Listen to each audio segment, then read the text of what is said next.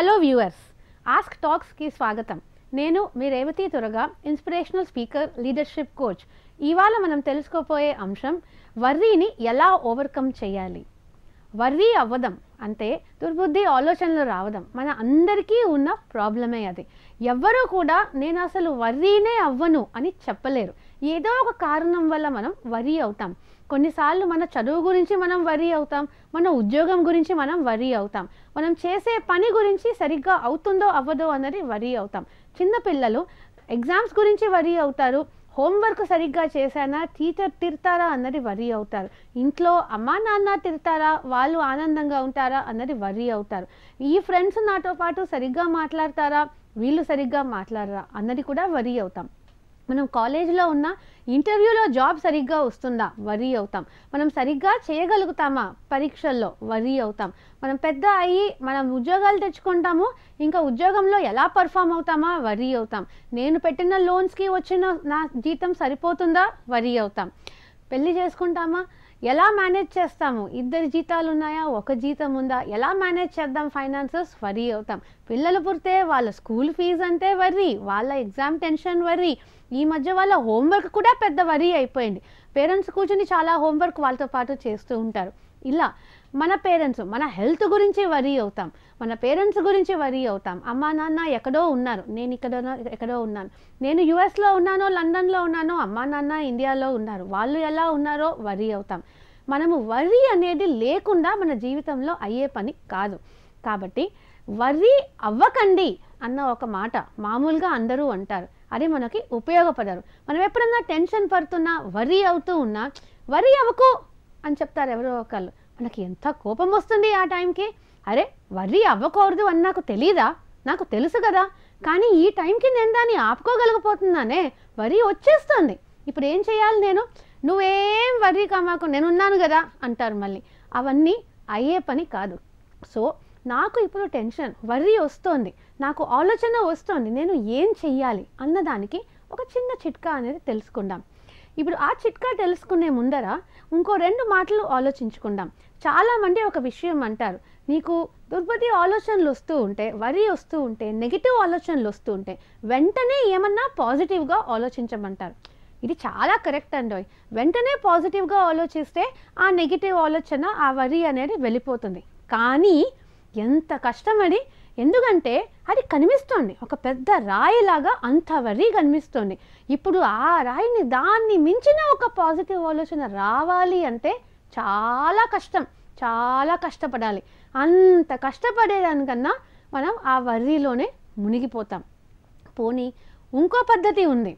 పాజిటివ్గా ఆలోచించడం కష్టమైతే ఏమన్నా పాజిటివ్గా చేయమంటారు. పాజిటివ్గా చేస్తే దాని పాజిటివిటీ వస్తుంది.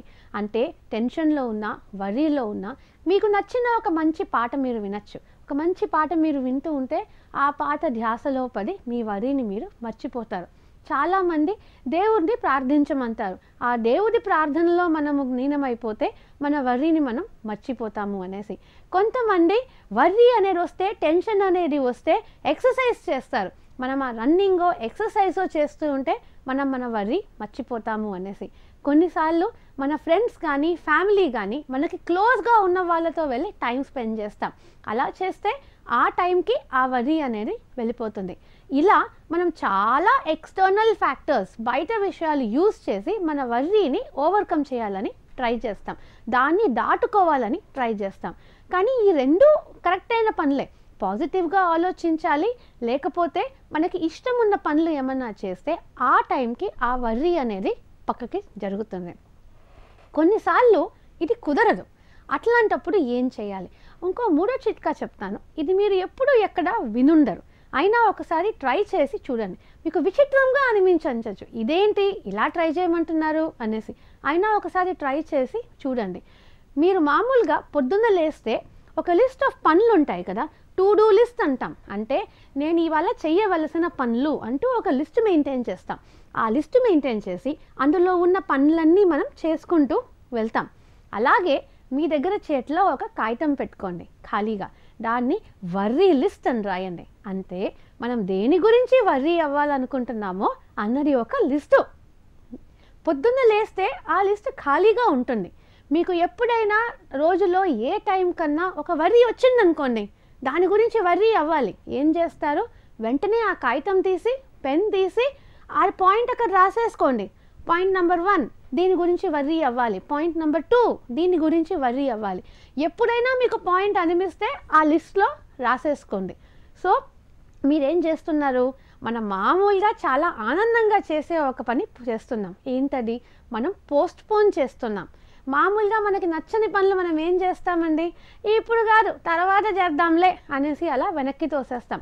ఇప్పుడు కాదు మళ్ళీ తర్వాత చేద్దాంలే అంటూ మళ్ళీ వెనక్కి తోసేస్తాం.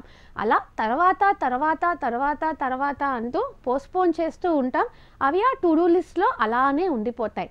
అలాగనే ఒక వర్రీ లిస్ట్ క్రియేట్ చేసుకుని మీకు ఒక వర్రీ కానీ టెన్షన్ కానీ ఆలోచన వచ్చినప్పుడు గబగబా ఆ పేపర్ మీద ఆ కాగితం మీద ఆ పాయింట్ రాసేసుకోండి. రాసేసుకుని తర్వాత చేద్దాంలే అనుకోండి.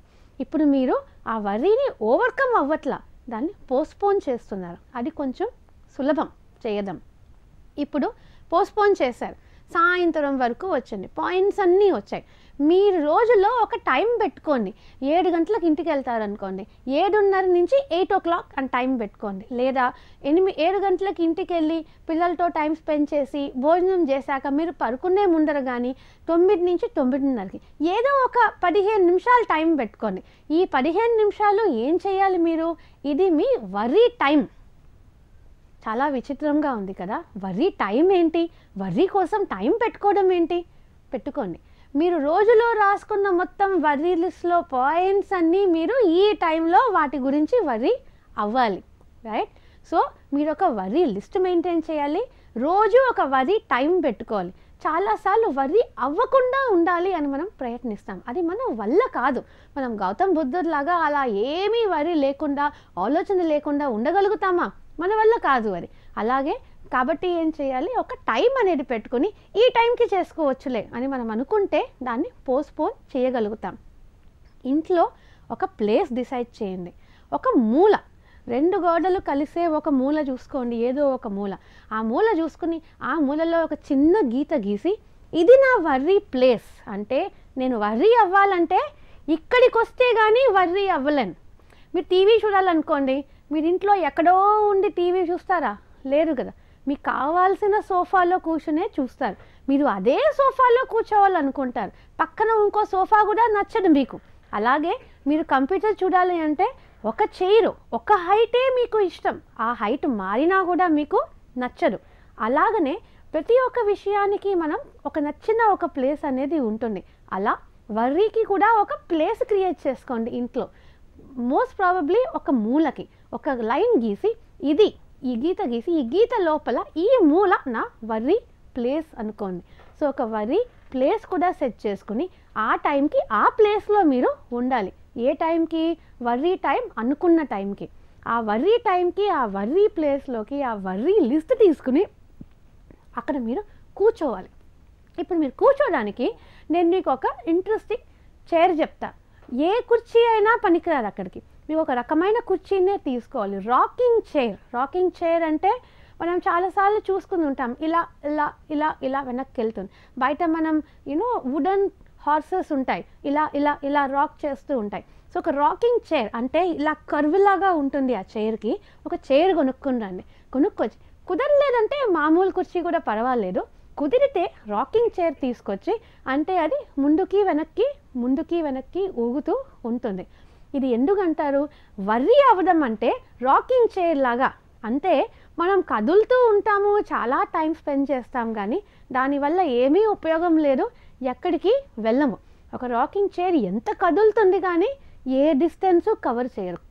వర్రీ కూడా అలానే చాలా టైం తినేస్తుంది, ఓపిక తినేస్తుంది, కానీ మనకి ఎటువంటి ఉపయోగము ఉండదు.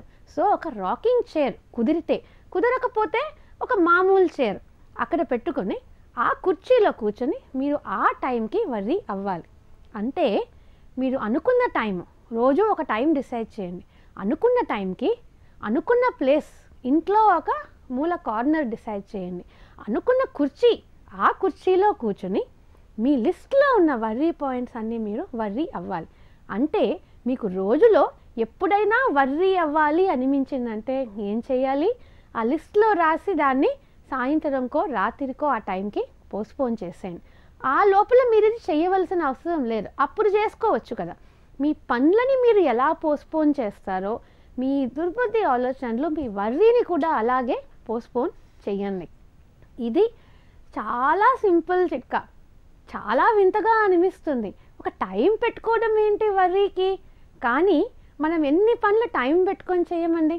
అట్లాంటప్పుడు దీనికి కూడా టైం పెట్టుకుంటే ఏమవుతుంది?